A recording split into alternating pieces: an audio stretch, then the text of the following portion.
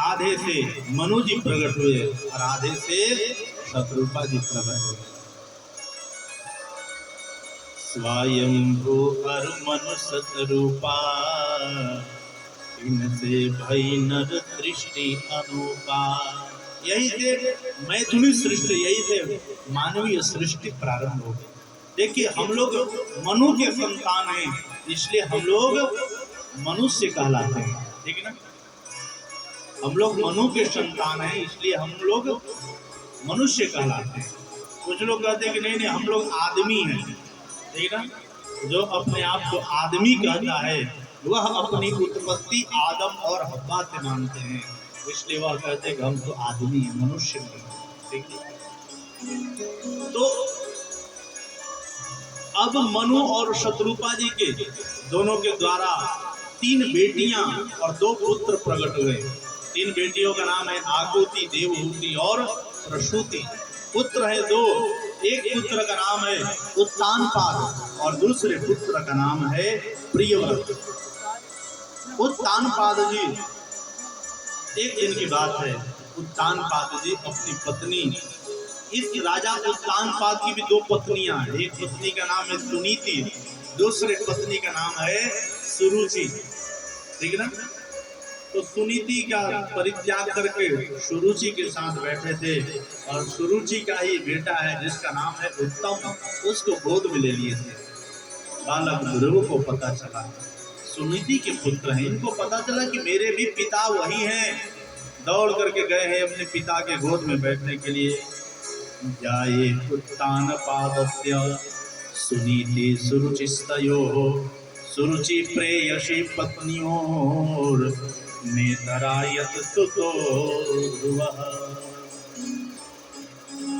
ध्रुव जी आए हैं बैठने के लिए गोद में अपने पिता के, लेकिन पिता के गोद में उत्तम बैठा था। माता ने मना कर दिया कि नहीं नहीं ध्रुव को गोद में नहीं ले सकते। और ध्रुव जी को महारानी सुनीति सुरुचि जी ने समझा दिया, देखो बेटा तुम अपने पिता की गोद में नहीं बैठ सकते। क्यों? क्योंकि तुम्हारा जन्म मेरे गर्भ से नहीं हुआ है, और जब तुम्हारा जन्म मेरे गर्भ से हो जाए, जाना तपस्या करने जंगल में, और भगवान यदि कहे कि बेटा वर मांगो, उस समय कह देना कि हे प्रभु यदि मुझे कुछ देना चाहते हो तो मेरा जन्म महारानी सुरुचि के गर्भ से। आप विचार करें, महारानी सुरुचि के इन वचनों ने आज भगवान को अपमानित किया, भक्त को भी अपमानित किया और साथ में भगवान को भी अपमानित कर दिया। गर्भ में कोई जाना चाहते क्या? कहते हैं कि गर्भवास समम दुखम न भूतो न भविष्यति। लेकिन ऐसे गर्भ को महारानी सुरुचि जी ने इतना श्रेष्ठ बता दिया कि पहले भगवान मिलेंगे और भगवान के बाद मांग लेना मेरा गर्भ, मेरे गर्भ से जन्म मांग लेना। ध्रुव जी जैसे कोई पुष्प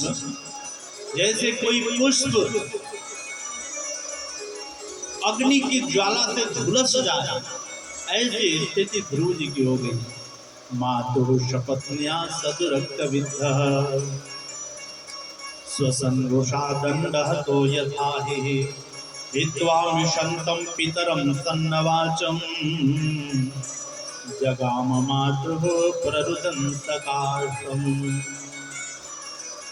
जैसे कोई घायल सर्प, जैसे कोई विषधर को 2 डंडा मार दे और फिर वह क्रोध से भर जाता है, वही स्थिति नन्हे से ध्रुव जी महाराज की। अपने माँ के पास गए, माँ तो माँ होती है पहचान के, ठीक ना। बालक घर में आया है तो बाजार से कुछ खा कर के आया है, या ऐसे आ गया है, कुछ लेकर आया है या खाली हाथ आया है, सम्मान पाकर आया है या अपमानित होकर आया है। माँ तो अपने बच्चे के मुख को देख करके जान जाती है। बाहर से बच्चे आए, बाहर से बेटा आए तो कौन क्या देखता है नहीं पता, लेकिन माँ देखती है तो मेरे बेटे का मुख सूखा तो नहीं है।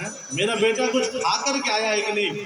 महारानी सुनीति जी ने देखा है मुखमंडल, तो क्या देखा कि मेरे बालक के मुख पर मलिनता है, दीनता है, उदासी है। पूछ दिया, बेटा क्या बात है, आज तुम्हारे मुख पर ये उदासी कैसे। तब श्री ध्रुव जी ने सारी बात बतला दी। ध्रुव जी कहते हैं कि मेरे माँ को कोई अपमानित करे, मेरे माँ को कोई कुछ कठोर वचन बोले, या मुझसे बर्दाश्त नहीं हो सकता है माँ। तो मेरी विमाता ने, सुनीति जी ने कहा कि बेटा कोई बात नहीं, वह भी तुम्हारी माँ है, जैसे मैं तुम्हारी माँ वैसे वह भी तुम्हारी माँ है। उनका नाम क्या है, इनका नाम है सुनीति।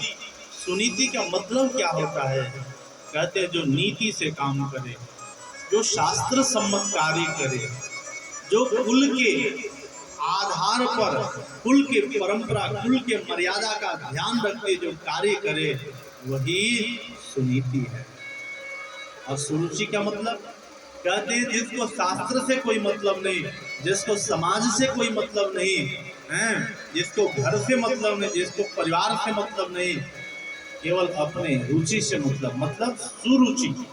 हमें जो अच्छा लगेगा हम वह कार्य करेंगे, ताकि वही समाज की सुरुचि। बोलिए कृष्ण कन्हैया लाल की। जयकारा तो बड़ा धीरे से आ रहा है भाई।